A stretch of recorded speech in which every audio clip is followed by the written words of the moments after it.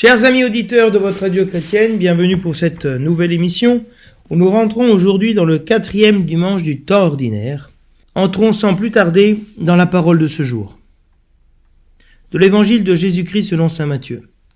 En ce temps-là, voyant les foules, Jésus gravit la montagne. Il s'assit et ses disciples s'approchèrent de lui.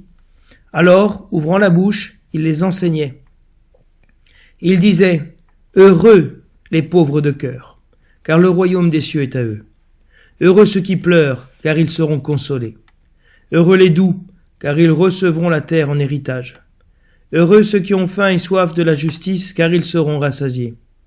Heureux les miséricordieux, car ils obtiendront miséricorde. Heureux les cœurs purs, car ils verront Dieu. Heureux les artisans de paix, car ils seront appelés fils de Dieu.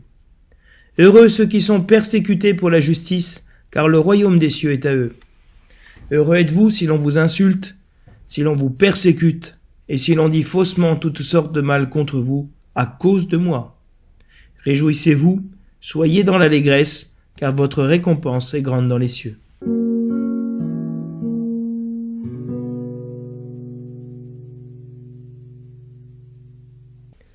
Lecture du livre du prophète Sophonie. Cherchez le Seigneur, vous tous, les humbles du pays, qui accomplissez sa loi.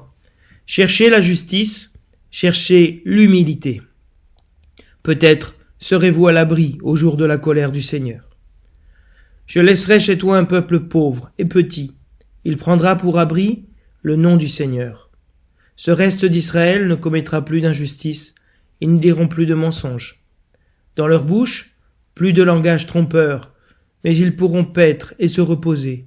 Nul ne viendra les effrayer.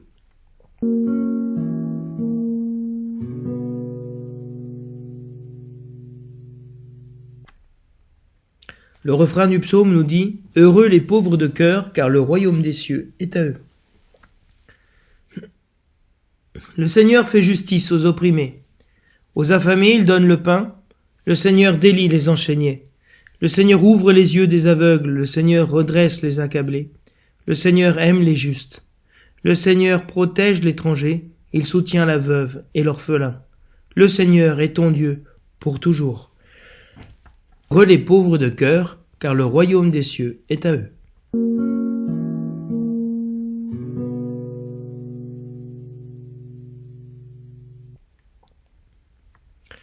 Lecture de la première lettre de saint Paul apôtre aux Corinthiens. Frères, vous qui avez été appelés par Dieu, regardez bien. Parmi vous, il n'y a pas beaucoup de sages aux yeux des hommes, ni de gens puissants ou de haute naissance. Au contraire, ce qu'il y a de fou dans le monde, voilà ce que Dieu a choisi pour couvrir de confusion les sages. Ce qu'il y a de faible dans le monde, voilà ce que Dieu a choisi pour couvrir de confusion ce qui est fort. Ce qui est d'origine modeste, méprisé dans le monde, ce qui n'est pas. Voilà ce que Dieu a choisi pour réduire à rien ce qui est. Ainsi, aucun être de chair ne pourra s'enorgueillir devant Dieu. C'est grâce à Dieu, en effet, que vous êtes dans le Christ Jésus. Lui qui est devenu pour nous sagesse venant de Dieu, justice, sanctification, rédemption. Ainsi, comme il est écrit, celui qui veut être fier, qu'il mette sa fierté dans le Seigneur. Parole du Seigneur.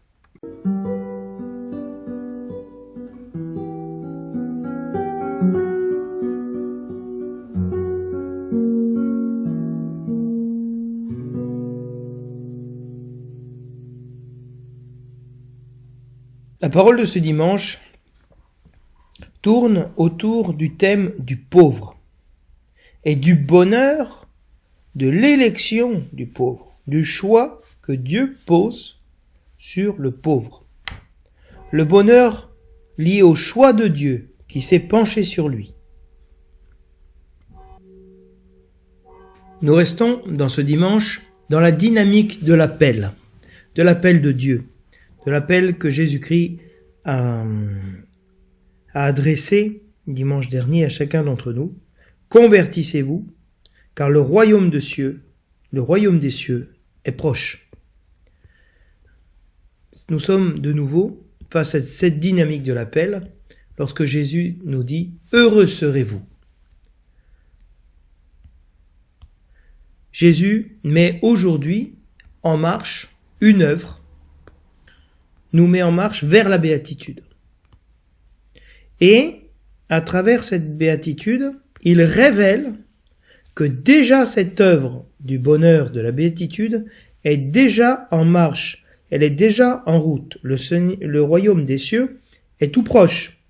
Il arrive, il est à l'œuvre.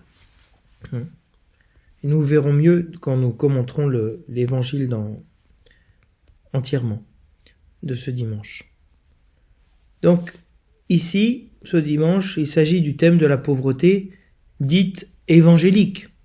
Qu'est-ce que c'est que la pauvreté évangélique ? C'est la pauvreté selon l'évangile, annoncée et révélée par l'évangile.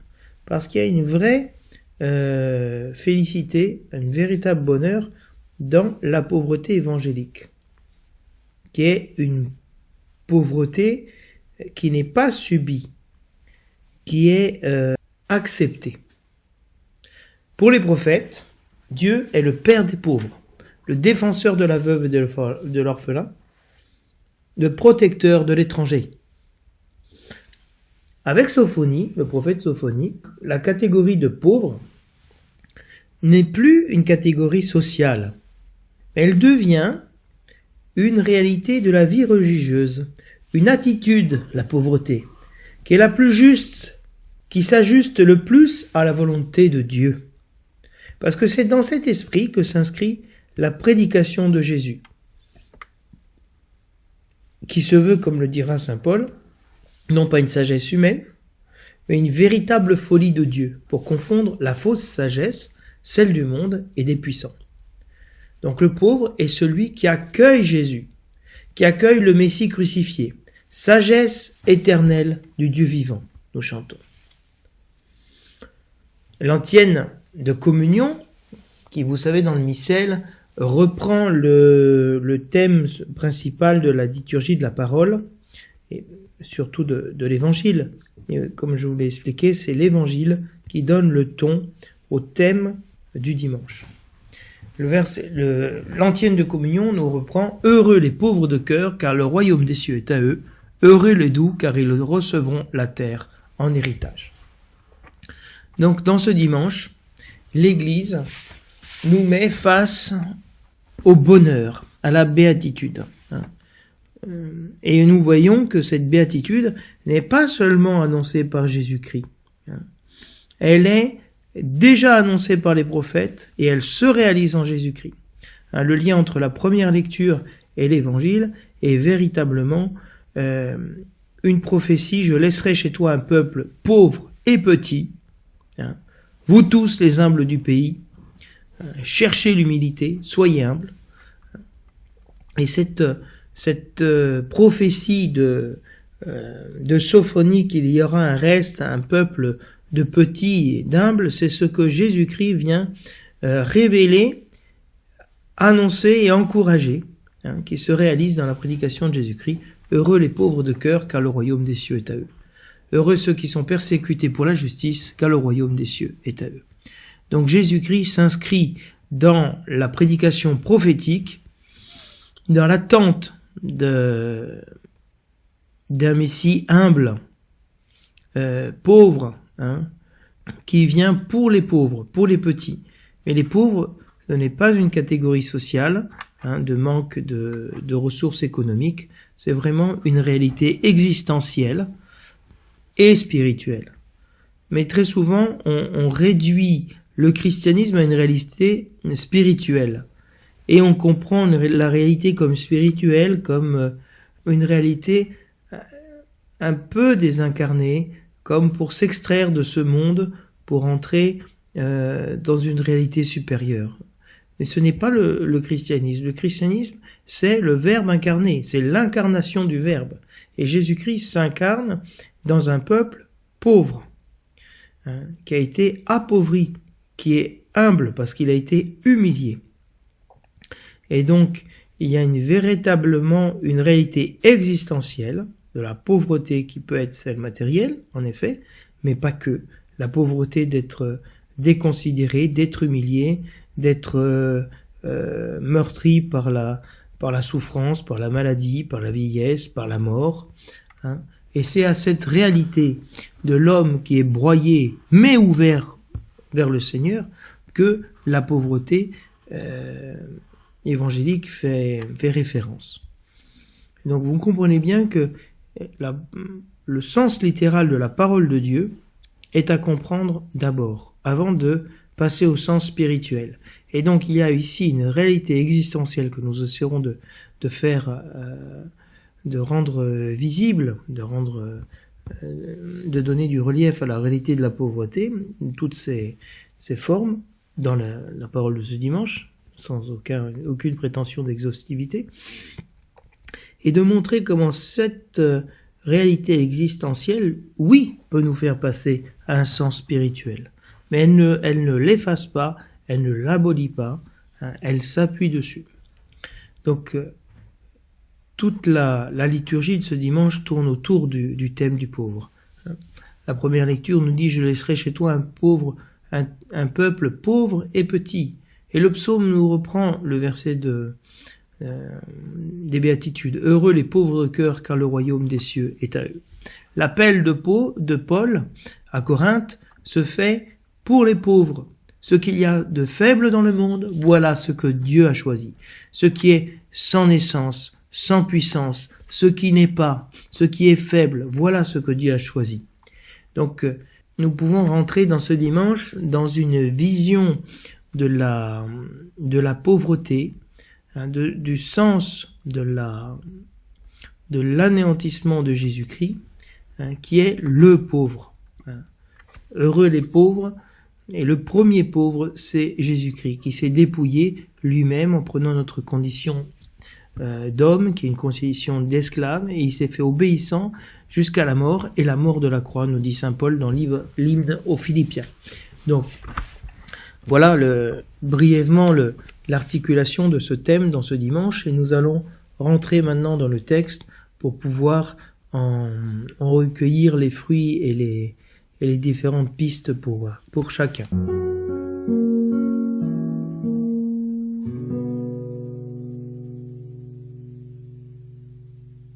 Le titre donné à l'évangile par le lectionnaire est le suivant: Heureux les pauvres de cœur. Ici, c'est le premier verset des béatitudes qui donc symbolise, recueille, représente toutes les béatitudes. Le verset de l'Alléluia reprend le verset 12. « Réjouissez-vous, soyez dans l'allégresse, car votre récompense est grande dans les cieux. » Donc ici, la béatitude, heureux, est développée en disant « Réjouissez-vous, soyez dans l'allégresse ». Il y a vraiment ce qu'on appelle un crescendo, une anaphore, c'est-à-dire on fait monter vers le haut la tension, la signification de ce terme heureux, réjouissez-vous. Être heureux, c'est se réjouir, être dans la joie. Plus que dans la joie, dans l'allégresse. Pourquoi ? Parce que la récompense est grande dans les cieux. Quelle est cette récompense ? Nous allons écouter. L'antienne du Magnificat des premières vêpres récite « Au sommet sur la montagne, Jésus parlait à son peuple, et les disciples s'approchèrent de lui. » On a ici l'antienne du Magnificat qui resitue le lieu qui est la montagne, au sommet de la montagne. Jésus parlait à son peuple. Pourquoi l'antienne du Magnificat et même l'Évangile reprend cet aspect ? Parce que Jésus-Christ est pour Matthieu le nouveau Moïse qui monte sur la montagne, qui n'est plus le Sinaï, mais le mont des Béatitudes, hein, en Galilée, et qui parle à son peuple. Hein.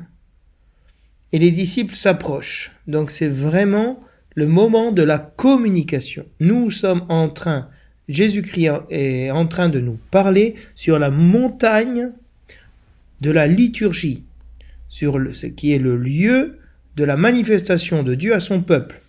Dieu se manifeste à son peuple dans l'Eucharistie, Dieu se manifeste à son peuple dans la prière des heures. Ce qu'on appelle l'office divin, les laudes, les vêpres, tout cela. Donc c'est sur cette montagne que Dieu parle avec nous. Magnifique. fantastique, vous savez que Dieu est en train de vous parler. Pas à travers moi, mais à travers la liturgie qui est en train de s'adresser à chacun d'entre nous. L'antienne du Benedictus récite « Heureux les cœurs purs, car ils verront Dieu ». Véritablement, le Benedictus remet l'accent sur la possibilité que nous avons de contempler Dieu. Vous savez que sur le mont Sinaï, seul Moïse a vu Dieu. Et encore, il n'a pas vu Dieu face à face. Il a vu le dos de Dieu. Quand Dieu est passé, il a mis Moïse dans la caverne, et voilà. Et Dieu est passé, il a vu Dieu. Mais pourquoi il a vu son dos? Parce que la face de Dieu, c'est le jugement de Dieu. Et donc, face au jugement de Dieu, on tient pas. Hein. On tient pas, on n'est pas irréprochable. Hein. Et qu'est-ce que voit Moïse? Le dos de Dieu, c'est-à-dire la miséricorde de Dieu. Et ici, la béatitude nous dit que les cœurs purs verront Dieu. L'Écriture nous dit que Moïse parlait à Dieu face à face. Hein, c'est-à-dire, pas visage en face du visage de Dieu, mais c'est-à-dire qu'il avait cette capacité, cette grâce de pouvoir s'adresser à Dieu. Et voir Dieu, pas seulement physiquement, mais dans son agir, dans son œuvre. Donc ici, cette béatitude, elle est pour nous. Si nous avons un cœur pur, le cœur, c'est le lieu de l'intelligence. Ce n'est pas le lieu de l'affection, des affects, des sentiments dans la Bible. Hein. Ça, c'est une conception moderne du cœur. Hein. Comme dit Pagnol, tu me fales le cœur, tu me fales le cœur. Ça n'a rien à voir. Le cœur est le siège de la pensée et de la volonté, donc de l'agir. Ceux qui ont une volonté pure, un désir pur, un dessein pur, faire la volonté de Dieu. Qu'est-ce qui est pur? Dieu. Celui peut nous purifier. Et donc, cette purification de la volonté nous permet de voir Dieu, de voir la volonté de Dieu, de voir Dieu agir. L'antienne du Magnificat des secondes vêpres récite « Heureux les artisans de paix, ils seront appelés fils de Dieu ». Nous sortons de ce temps de Noël où le Fils de Dieu s'est fait homme, où Jésus-Christ, baptisé dans le Jourdain, reçoit la voix du Père qui retentit et dit « Voici mon Fils, mon bien-aimé, en qui j'ai mis tout mon amour ». Cette parole adressée à Jésus-Christ, elle est adressée aujourd'hui à nous. Nous sommes, nous, appelés par le baptême et par cette béatitude, cet appel que Dieu nous fait. Nous sommes appelés fils de Dieu, à être fils de Dieu, à recevoir cette nature de Dieu, mais pas seulement à la recevoir, à nous rappeler que nous l'avons reçu dans le baptême, et que par le baptême nous sommes appelés chrétiens, alter Christus, un autre Christ. Nous sommes appelés fils de Dieu. Quel bonheur plus grand! Chacun de nous cherchons à être le fils d'eux, à être quelqu'un. Et on se bat toute la journée pour être quelqu'un. Ici, la béatitude nous dit, heureux ceux qui sont artisans de la paix, ceux qui travaillent pour la paix entre les frères, qui sont instruments de réconciliation, de pardon. Ils sont appelés fils de Dieu. Parce que le Fils de Dieu est venu établir la paix entre les hommes, réconcilier les hommes avec Dieu, entre eux, avec eux-mêmes et avec la création. L'oraison de collecte nous dit « Accorde-nous, Seigneur notre Dieu, de pouvoir t'adorer de tout notre esprit et d'avoir envers tous une véritable charité. » C'est très intéressant parce que le commandement de l'amour, c'est aimer Dieu et aimer son prochain. Ici, le commandement de l'amour de Dieu est lié à l'adoration. Et adoration de quelle manière? Avec tout notre esprit. Ici, on reprend la prière du schéma, Israël. Écoute Israël, tu aimeras le Seigneur ton Dieu de tout ton cœur, de toute ton âme et de tout ton esprit. Et donc ici, amour est changé par le terme adorer, adorer et aimer Dieu de tout notre esprit, de toute notre capacité à reconnaître le vrai, le bon, le juste. Et d'avoir envers tous les hommes une véritable charité. C'est-à-dire, non seulement de voir le bien, à travers notre capacité intellectuelle, rationnelle, mais de le faire, d'agir en conséquence. L'évangile de ce jour ouvre la porte du sermon sur la montagne. Le sermon sur la montagne qui va nous accompagner pendant 4 ou 5 chapitres et nous ouvre la porte sur le résumé de la prédication de Jésus en Galilée, face à la mer de Galilée. Dimanche dernier, nous avions le condensé de la prédication de Jésus en Galilée, au bord de la mer de Galilée, où il rencontre Pierre, Jacques et Jean, et les 4 frères, et nous entrons aujourd'hui dans le développement de la bonne nouvelle. Heureux les pauvres de cœur. Dimanche dernier, Jésus nous disait « Convertissez-vous, car le royaume des cieux est tout proche », et aujourd'hui, il nous dit « Heureux les pauvres de cœur ». Nous étions invités à la conversion parce que le royaume de Dieu s'approchait. Aujourd'hui, il se fait présent de nouveau. Nous allons approfondir ce que veut dire cette conversion attendue par Jésus, et ce qu'est ce royaume de Dieu qui s'approche. Nous sommes face à 8 béatitudes. 8, c'est la plénitude. Fantastique.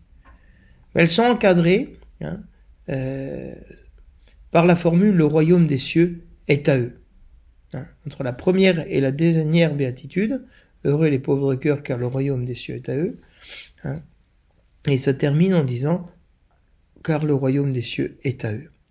Et donc il y a une 9e béatitude dont on parlera, qui est présente, et qui est le résumé de toutes les autres, et qui fait le chandelier à 9 branches. Vous savez que pour Israël, une manière de comprendre ces listes de 8 ou de 9 ou de 7 réalités, c'est celle d'un chandelier. Au centre, il y a une branche un peu plus haute que les autres, et puis la branche à l'extrémité gauche renvoie à la branche de l'extrémité droite. La branche du milieu, à gauche, renvoie à la branche du milieu, à droite du chandelier. Vous comprenez ? C'est une mentalité symétrique qui est liée à un élément indispensable du culte qui est le candélabre, le chandelier. Et donc, cette forme à chandelier, où une extrémité est reliée à l'autre extrémité, et le centre à un autre centre. Avec un dessin, ça serait plus facile qu'à la radio. Vous veuillez m'excuser. On fait ce qu'on peut avec les moyens de nos radios. Si vous voulez qu'il y ait plus de moyens, je vous invite à faire des dons à votre radio chrétienne et vous verrez que vous aurez bientôt même une image. Et donc cette mentalité-là juive de projection de la pensée en forme de candélabre a formé aussi les béatitudes. J'essaierai de vous le montrer. Je m'excuse si cette réalité est un petit peu complexe. Si ça vous échappe, laissez tomber. C'est pas fondamental pour notre foi. Si le royaume de Dieu signifie Dieu, dans la pensée sémitique, ici Jésus affirme « Dieu appartient aux pauvres. Heureux les pauvres de cœur, car le royaume des cieux est à eux. Heureux les pauvres de cœur, car Dieu est à eux. Donc, Dieu appartient aux pauvres. Dieu est le sujet de leur bonheur, car c'est lui qui console, c'est lui qui est l'héritage des croyants, qui rassasie, qui fait miséricorde, qui montre son visage, qui donne sa filiation. Lorsque Matthieu utilise la voix passive, ils seront consolés, c'est pour indiquer ce qu'on appelle un passif divin, le fait que c'est Dieu qui est à l'action, qui agit, sans qu'on le nomme. C'est très intéressant. Pourquoi cacher Dieu derrière une forme passive ? Parce que l'œuvre de Dieu se manifeste en sous-main, discrètement, sans qu'on s'en aperçoive. Mais c'est bien elle qui tisse les fils de l'histoire. Ici, cette béatitude, ce bonheur est caché, en sous-main, en arrière-plan si vous voulez. Mais il est là. Ce bonheur, pour ceux qui savent le voir. Ashrei Haïch, heureux l'homme. Voilà comment commencent les psaumes. Mais ici, cet heureux l'homme, qui ouvre le livre des psaumes au psaume numéro 1, est caractérisé, il caractérise ce bonheur, celui du pauvre. Heureux l'homme, ici c'est heureux le pauvre. Si l'on regarde l'histoire du salut, combien de pauvreté chez cet homme créé à l'image de Dieu, qui ne parvient pas à lui ressembler. Eh bien ici, de manière surprenante, cet homme, cette réalité humaine dans laquelle Jésus-Christ s'est incarné, Dieu dit « heureux l'homme ». C'est très intéressant parce qu'au début de la création, en Genèse 2, Dieu créa l'homme à son image, à l'image de Dieu il le créa, et Dieu bénit l'homme, soyez féconds, multipliez-vous, emplissez la terre, dominez-la. Il y a une bénédiction de Dieu qui se fait au début de la création. Et ici, Jésus-Christ, au début de sa prédication, il renouvelle, parce qu'il est le Créateur, il renouvelle cette bénédiction de l'homme, mais dans un sens nouveau. Ce n'est plus une bénédiction dire du bien de l'homme, que l'homme, on dira du bien de l'homme. Ici, c'est que heureux est l'homme. C'est une bénédiction qui, si vous voulez, conduit au bonheur, conduit à la joie, conduit à l'allégresse. On essaiera de voir comment. Les pauvres, ici, sont les premiers destinataires de cette annonce de la bonne nouvelle. Bonne nouvelle qui ne promet pas seulement le bonheur, mais aide à découvrir le bonheur qui est sous nos pieds. Comme l'homme assoiffé, qui se trouve dans le désert, au-dessus d'une source d'eau vive, et qui ne le sait pas. La bonne nouvelle révèle une réalité qui est déjà là. Voilà pourquoi le royaume de Dieu est tout proche. Voilà pourquoi il est déjà là. Mais nous ne l'avions pas vu, et pourtant il était là, sous nos yeux. En s'adressant en premier aux pauvres, Jésus s'adresse en priorité aux pauvres, c'est-à-dire qu'ils sont l'objet et les destinataires de sa venue. C'est ce que le pape François appelle l'option préférentielle pour les pauvres, qui est au cœur de l'Église. Pauvres, affligés, affamés, ne sont pas, comme le dit le père Perron, qui est un exégète des années 90, trois catégories distinctes de personnes. Pauvres, affligés, affamés, c'est pas trois personnes différentes. Mais ils indiquent une seule réalité, celle du pauvre. Et donc les béatitudes ne font qu'expliquer ce que signifie et ce que sont les pauvres pour Jésus. Ce sont ceux qui pleurent, ce sont ceux qui ne résistent pas au mal car ils sont doux, ce sont ceux qui sont affamés et assoiffés de la justice du royaume et non pas de la justice du monde, ceux qui agissent avec miséricorde envers les hommes, ceux qui gardent la pureté de leur cœur, c'est-à-dire de leurs pensées, qui ne se laissent pas contaminer par l'impiété du monde, ceux qui œuvrent pour la paix au risque de leur vie, car ils sont persécutés à cause de la justice du royaume. Cette dernière catégorie de pauvreté, celle des persécutés, est la plus développée par Matthieu, parce qu'elle constitue le point culminant, le point d'arrivée, si vous voulez, du parcours de Jésus, du parcours que Jésus a tissé dans les béatitudes. Les vrais pauvres sont ceux qui sont insultés, persécutés et faussement accusés à cause, non pas de n'importe quoi ni de n'importe qui, mais à cause du nom de Jésus, c'est-à-dire de Jésus. Ainsi les pauvres sont à Jésus, et c'est pour cela que Jésus est aux pauvres, appartient aux pauvres. Nous comprenons donc qu'il ne s'agit aucunement d'une pauvreté matérielle, mais de celle que nous subissons dans la relation avec les autres et qui nous appauvrissent, parce qu'ils nous dépouillent et nous sous-estiment, mais aussi parce que Jésus-Christ, de riche qu'il était, il s'est fait pauvre pour nous enrichir de sa pauvreté. Le pauvre est celui qui n'a rien à défendre, car il n'est rien, comme le dira saint Paul dans la deuxième lecture. Dieu a choisi ce qui n'est pas pour confondre ce qui est. Seuls ceux qui ont grandi dans la connaissance de Dieu peuvent exprimer sa douceur. Apprenez de moi qui suis doux et humble de cœur. Les pauvres sont ceux qui ont appris, se sont mis à l'école de Jésus-Christ, de cette douceur. Avec la douceur, Jésus introduit déjà un effet de l'amour qui adoucit et pacifie l'homme. La justice est plus vitale à l'homme que la nourriture et la boisson.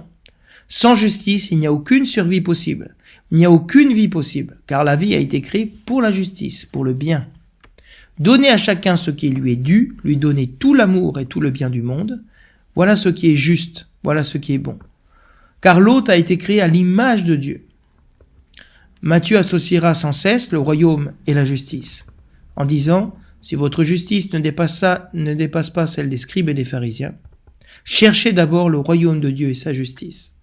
Seul le pauvre est capable de chercher, de désirer et d'attendre la justice de Dieu, car il n'a pas d'autre défenseur. La recherche de la justice et de sa vérité conduit à la persécution et au conflit ouvert. La miséricorde et la paix sont deux biens que le pauvre fait aux autres, car il est sans prétention, sans défense, il ne s'impose pas, il pacifie et il bonifie l'autre. En un mot, Jésus est ce pauvre, ces pauvres décrits dans les Béatitudes, c'est Jésus. Heureux ceux qui sont comme lui, ceux qui, comme lui, prennent la dernière place pour sauver l'homme perdu, qu'ils s'oublient pour que l'autre vive. La paix comme la miséricorde se reçoivent de Dieu pour être redonnés par la suite aux hommes. Celui qui s'accepte et se reconnaît pécheur, pauvre, et est aimé, et il se reconnaît aimé par Dieu, il est dans la paix, il ne juge personne, il n'est que miséricorde pour tous les autres. Et ici, la première béatitude dit « Heureux les pauvres de cœur ». Donc après avoir expliqué un petit peu cette pauvreté selon Jésus, cette pauvreté, ce pauvre qu'est Jésus, de quel cœur s'agit-il ? De celui qu'ont promis les prophètes. Je vous donnerai un cœur nouveau, je vous donnerai un esprit nouveau, j'ôterai de vous le cœur de pierre, je vous donnerai un cœur de chair. Voilà ce pauvre de cœur, celui qui a ce cœur qui pulse, qui bat en syntonie avec celui de Dieu. À qui fut destinée la terre promise ? Avec cette béatitude que heureux les doux, car ils posséderont la terre. Ils posséderont la terre qui leur est promise.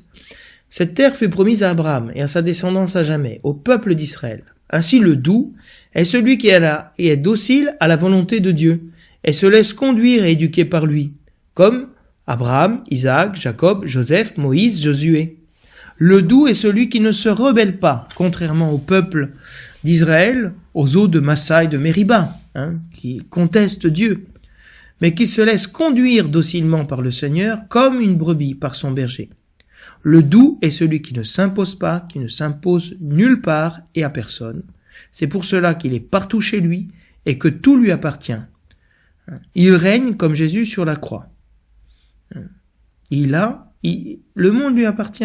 Si nous sommes véritablement conscients que nous sommes pauvres, que nous sommes doux, nous ne nous imposons à rien et ce qu'on nous donne est une bénédiction. Parce que Dieu est là. C'est la volonté de Dieu, c'est le bonheur qui nous est donné. Les affligés sont ceux qui subissent l'épreuve pour purifier leur foi. Les pauvres sont ceux qui subissent toute forme de violence et qui donnent une réponse non violente à cet agir. Agir avec miséricorde, c'est pardonner à son frère, comme Dieu nous a pardonné. C'est redonner ce que nous avons nous-mêmes reçu de Dieu. Les pauvres ont tellement souffert de la violence et de la discommunion qu'ils cherchent à réconcilier les hommes entre eux et avec Dieu. C'est l'œuvre de Dieu envers nous. Ainsi, la filiation divine est donnée par la paix, par la réconciliation qui est apportée aux hommes. Et c'est un ministère qui est donné, qui est confié aux chrétiens. Jésus s'est réconcilié toute chair dans sa mort. Dans sa mort, il a réconcilié le monde avec lui, avec son Père. Ainsi, l'œuvre des justes devient insupportable aux yeux des impies, qui grincent des dents et s'irritent, comme on le voit dans le juste persécuté, dans le livre de la sagesse. La lumière est venue dans le monde et les ténèbres ne l'ont pas accueillie. Ils ont préféré les ténèbres parce que leurs œuvres étaient mauvaises. Et Dieu nous dit quelque part, heureuses les victimes. Car Dieu, depuis la mort d'Abel, le juste, est du côté des victimes. Et quand Dieu s'est fait victime de propitiation. Donc cette persécution au nom de Dieu, Jésus-Christ s'est fait le persécuté. C'est lui qu'on persécute. Il y a une identification ici entre le chrétien et Jésus. Comme lorsque Jésus-Christ apparaît à Saint Paul, qui va à Damas avec des lettres de la part des grands prêtres pour mettre en prison et exécuter les chrétiens, Jésus-Christ lui apparaît en lui disant « Saül, Saül, pourquoi me persécutes-tu » C'est-à-dire que Jésus-Christ s'identifie à ceux qui sont persécutés. Donc vous comprenez bien que dans le christianisme primitif, élection de Dieu veut dire persécution. C'est l'identité même du chrétien d'être persécuté. Nous sommes chrétiens pour être persécutés. Si nous oublions cela, nous rendons le christianisme d'une tiédeur, quelque chose de fade et qui n'est pas l'essence même et la vitalité des chrétiens, du christianisme. Le christianisme a brillé dans les ténèbres du monde, du péché, du paganisme, de la peur et de la mort par le martyre des chrétiens. Les chrétiens rentraient dans les arènes, ont donné leur vie sans résister au mal, en rentrant avec une douceur incroyable dans les cirques comme Sainte Agnès, Sainte Agathe, ces jeunes filles qui étaient d'une douceur incroyable. Voilà qu'elles ont vaincu les bêtes. L'essence même du christianisme, c'est la persécution. Et c'est pour ça que le Seigneur, s'il nous appelle à être chrétiens, il nous appelle à vivre cela. Et ne pas nous réfugier dans un christianisme bourgeois, qui est riche, qui est la richesse, qui est d'être installé.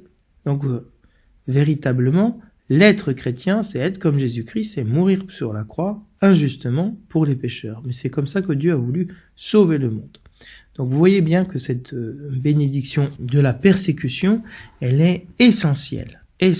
C'est pour cela que, si vous voulez, dans cette 9e béatitude, Jésus synthétise, reprend et développe ce que veut dire la persécution, ce que veut dire le pauvre. Le pauvre est celui qui est persécuté à la place de Dieu, parce qu'il y a cette unité entre Dieu et l'homme. Ce n'est plus moi qui souffre, c'est le Christ qui souffre en moi, dit saint Paul. Il y a une véritable unité.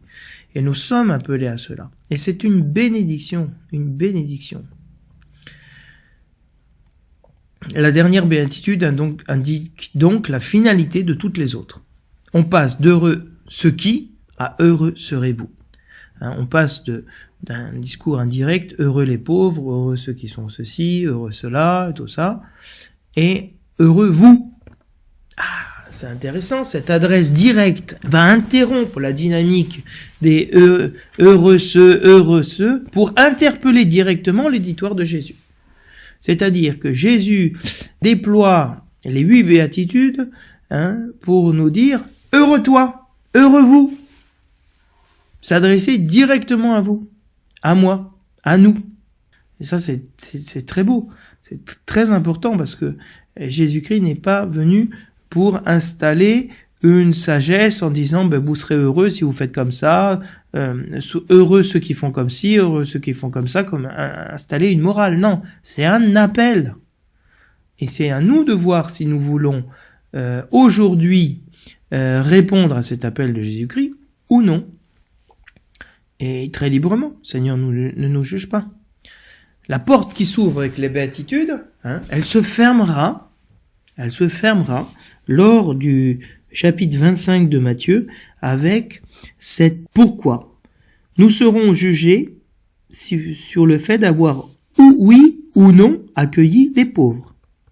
Mais les pauvres, dans le sens religieux, les pauvres de cœur, les pauvres pour Matthieu, ne sont pas les pauvres matériels, mais les chrétiens, les missionnaires de l'évangile, ceux qui ont été appauvris, ceux qui sont persécutés, ceux qui sont en prison, ceux qui ont eu faim et soif, comme ceux qui ont faim et soif de la justice, ceux qui sont nus.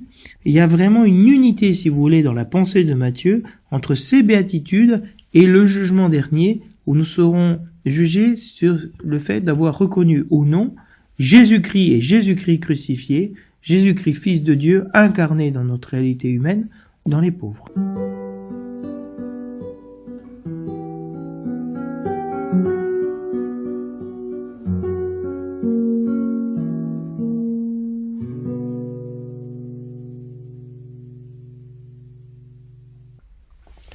Le refrain du psaume nous dit « Heureux les pauvres de cœur, car le royaume des cieux est à eux ». Donc ici, le psaume ne reprend pas comme refrain un verset du psaume 145, mais de manière surprenante, il prend le verset de l'évangile. C'est tout à fait intéressant. Pourquoi ? Parce qu'il veut faire, il annonce déjà les béatitudes, et nous, cette béatitude, heureux les pauvres de cœur, car le royaume des cieux est à Dieu, est à eux, c'est Jésus-Christ, c'est Dieu qui nous l'a dit dans l'évangile, qui va nous le dire dans l'évangile. Mais non, nous ici, c'est nous qui le disons. Et nous acquiesçons à cette béatitude en disant, voilà, c'est comme ça, c'est vrai. Nous reprenons la prédication de Jésus et nous nous rappelons, nous nous annonçons de nouveau que ici nous sommes face au bonheur, véritablement. Que cette pauvreté est un bonheur pour chacun d'entre nous.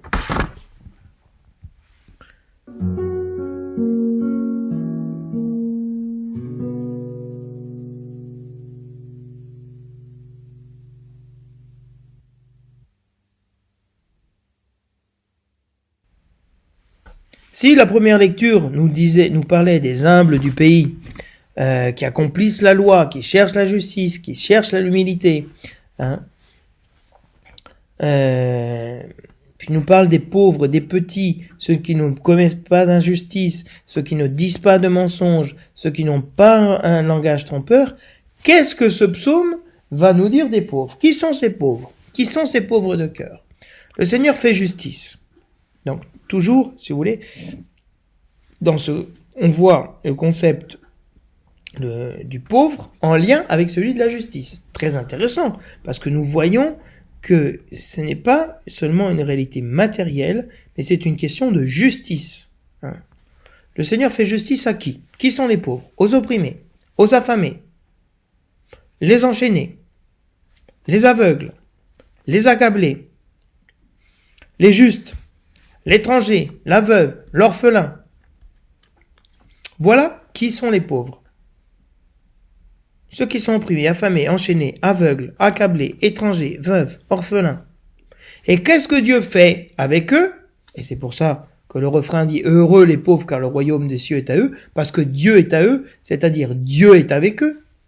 Pourquoi? Parce que Dieu fait justice. Il donne le pain. Il libère ceux qui sont prisonniers. Il ouvre les yeux des aveugles. Il redresse les accablés. Il aime. Dieu aime. Fantastique. Dieu aime les justes. Il protège. Il soutient. Et le verset du psaume final nous dit « Le Seigneur est ton Dieu pour toujours ». Voilà pourquoi l'homme est heureux. Voilà pourquoi heureux les pauvres. Parce que c'est très simple. Si vous et moi, nous sommes riches, nous sommes forts, nous sommes intelligents, nous sommes tout ce que vous voulez, et à la fin, c'est nous qui faisons tout. Si nous réussissons, c'est parce que nous sommes intelligents, parce que nous sommes doués, parce que ceci, parce que cela, et c'est jamais le Seigneur. C'est nous qu'on met à la première place. L'humble, qui n'a rien, le qui est pauvre, tout lui est donné par Dieu. Moi, dans mon expérience de missionnaire, j'ai été pauvre à Madagascar. Qui m'a nourri? Dieu. Et moi, je ne pouvais rien faire. Qui m'a guéri? Dieu, quand j'étais malade. C'est lui qui m'a soigné. Et c'est beaucoup plus beau de pouvoir être servi et aimé par le Seigneur que de vivre en étant quand tout va bien pour toi. C'est dans la pauvreté, une relation de Dieu avec nous qui est exceptionnelle, extraordinaire, fantastique. Il y a vraiment une relation d'amour. Dieu aime les justes. Pourquoi nous sommes justes? Pas parce qu'on est juste, parce que Jésus nous a justifiés. Et continuons avec la deuxième lecture. Le titre donné à la deuxième lecture, nous sommes donc dans une lecture continue de l'Épître aux Corinthiens, chapitre 1 au chapitre 4. Mais regardez comment, dans ce dimanche, où nous parlons des pauvres, l'évangile de Paul nous parle du pauvre. Le titre donné à la deuxième lecture est « Ce qu'il y a de faible dans le monde, voilà ce que Dieu a choisi ». Nous allons voir comment les heureux les pauvres résonnent dans la prédication de Paul, et donc est un élément essentiel de la prédication du christianisme, du kérigme, de l'annonce des pauvres, aux pauvres. Dans la situation de l'Épître aux Corinthiens, donc Corinthe, c'est un port exceptionnel, dans une ville qui est de l'autre côté de la péninsule, en face d'Athènes, un port où il y a donc beaucoup de passages, beaucoup de gens qui viennent, beaucoup d'argent, beaucoup d'influence, beaucoup aussi de présence diplomatique, de préfets, etc. Et donc il y a un melting pot incroyable. Et Paul annonce l'évangile là-bas. Suite à l'échec d'Athènes sur l'aréopage. Suite à cet échec, Paul va évangéliser Corinthe. Et qu'est-ce qu'il dit? Dieu a appelé, vous qui avez été appelés par Dieu, regardez bien, mais regardez-vous. Attention, vous avez été appelés par Dieu. Et qui est-ce que Dieu a appelé? Parce que, toujours dans les communautés chrétiennes, il y a des divisions entre les riches, les pauvres, les justes, les injustes. C'était ce qui se disait dimanche dernier dans la lecture, moi je suis de Paul, moi je suis d'Apollo, etc. Les divisions. Et ici, vous allez voir que ces divisions, elles prennent appui sur des réalités, qui sont les suivantes. Il n'y a pas beaucoup de sages au lieu des hommes. Donc, sages, les gens qui ont eu de l'instruction, qui ont été à l'école philosophique, rhétorique, ni des gens puissants. Qui sont les puissants? Ceux qui ont du pouvoir dans la société. Les préfets, les nobles, etc. Ou de haute naissance. Des gens bien nés, dira saint Paul. Donc il n'y a pas une réalité, il n'y a rien de particulier. Au contraire, vous n'avez pas été choisi parce que vous êtes sage, vous n'avez pas été choisi parce que vous êtes puissant, vous n'avez pas été choisi parce que vous êtes noble. Non, au contraire. Ce qu'il y a de fou dans le monde, voilà ce que Dieu a choisi. Dieu choisit les fous. Donc, si vous et moi, nous avons été choisis par Dieu, nous sommes fous. Mettons-nous face à cette parole. Nous sommes complètement fous. Fous aux yeux du monde. Pourquoi Dieu choisit les fous? Pour découvrir, pour confondre les sages. C'est tout le langage de la sophia. La sophia, c'est la sagesse. La philosophie, c'est le but de la Grèce, c'est la sophie, la connaissance de la sagesse. Et donc Dieu a choisi ce qui est fou. C'est-à-dire asophos, qui est sans sagesse, pour confondre ce qui est sage. Ce qui a de faible dans le monde, voilà ce que Dieu a choisi pour couvrir de confusion ce qui est fort. Comment Dieu va pouvoir annoncer l'évangile, convertir les forts, ceux qui pensent être forts, pensent être puissants, à travers ce qui est faible? C'est l'exemple que je vous donnais tout à l'heure avec Sainte Agnès. Sainte Agnès, Sainte Agathe, des filles de 12-13 ans, d'une douceur, d'une fragilité, d'une pureté, voilà ce qui est faible. Et ça a renversé le cœur des nobles romains qui se sont convertis. C'est le renversement de situation totale. Dieu choisit les pauvres pour confondre et pour convertir les riches. Dieu nous a enrichis par sa pauvreté. C'est complètement contradictoire. Et non, Dieu choisit ce qui est faible pour confondre ce qui est fort. Ce qui est d'origine modeste, méprisé dans le monde, ce qui n'existe pas, qui n'est pas, voilà ce que Dieu a choisi pour réduire à rien ce qui est. Si vous voulez, ce n'est pas ici à comprendre dans une opposition, un contraste entre bien et mal. Non, c'est mécomprendre la pensée de Paul. Dieu a appelé à la conversion ce qui est à travers des personnes qui ne sont pas. C'est pour ça que c'est très important, par exemple, que les missionnaires, ils arrivent dans un pays, ils ne savent pas la langue. Quelle pauvreté de ne pas savoir la langue.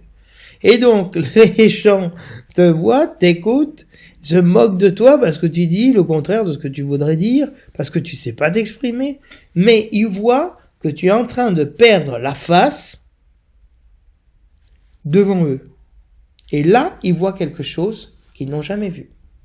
C'est ce que disaient les samouraïs au Japon face à l'arrivée des missionnaires. Les samouraïs qui ont une fierté, qui sont des hommes qui sont parfaits. S'ils réussissent pas, ils se font un harakiri. Non, ils voient des hommes, des chrétiens, des prêtres, qui s'humilient, qui se ridiculisent devant les autres. Ils voient quelque chose qu'ils ne sont pas capables de faire, porter la faiblesse. se faire petit, se faire néant. Voilà, c'est grâce à Dieu, en effet, que vous êtes dans le Christ. Donc, l'élection est une grâce. C'est pas lié à notre mérite. Lorsque Jésus-Christ dit « Heureux les pauvres », c'est pas par notre mérite. Dieu nous a choisis parce que pauvres, parce que humiliés. Et pourquoi faire? Quel est le sens de cette élection de la pauvreté? Une mission. Annoncer au monde, renverser les puissants de leur trône, élever les humbles. Vous êtes dans le Christ, qui est devenu pour nous sagesse venant de Dieu. Pour confondre la sagesse du monde, Dieu a donné Jésus-Christ qui est la sagesse de Dieu. Justice, sanctification, rédemption. Voilà ce qu'est Jésus-Christ. Il est la justice de Dieu. Donc vous voyez toujours cet appel du pauvre est dans un contexte de justice. Sanctification et rédemption, c'est-à-dire salut, racheté. Alors Paul termine en disant, celui qui veut être fier, c'est-à-dire, la traduction c'est celui qui s'enorgueillit, qui veut s'enorgueillir, il met son orgueil dans le Seigneur. Parce que le problème des Corinthiens, en disant moi je suis de Paul, moi je suis d'Apollo, moi je suis de Pierre, moi je suis de ceci, c'est moi je dépends d'un grand, moi je suis affilié à un grand. Ah moi je suis sage, moi je fais des études, moi je connais des choses, moi j'ai du pouvoir, je suis chef d'entreprise, je suis juge, je suis commissaire de police. Moi je suis de haute naissance, moi je suis d'une famille noble, moi je suis ceci. Moi je suis français, moi je suis français, je suis noble, voilà.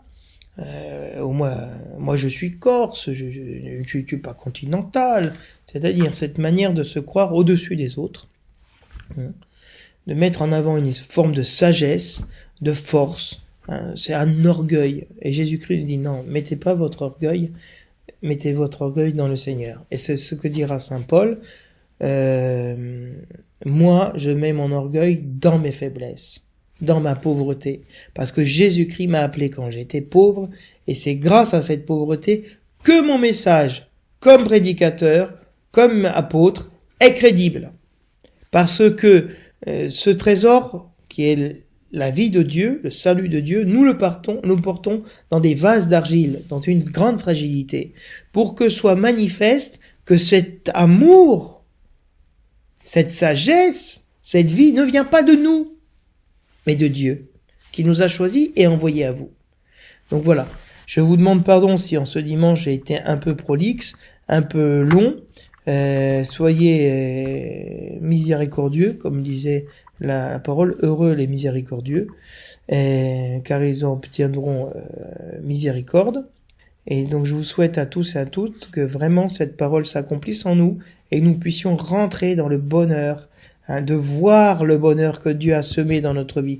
Notre vie n'est pas une malédiction, notre vie est une opportunité exceptionnelle de rencontrer Jésus-Christ et grâce à nos faiblesses de montrer que Dieu est venu sauver les pauvres. Heureux les pauvres car le royaume des cieux est à eux. Bon dimanche, bonne suite, à la semaine prochaine.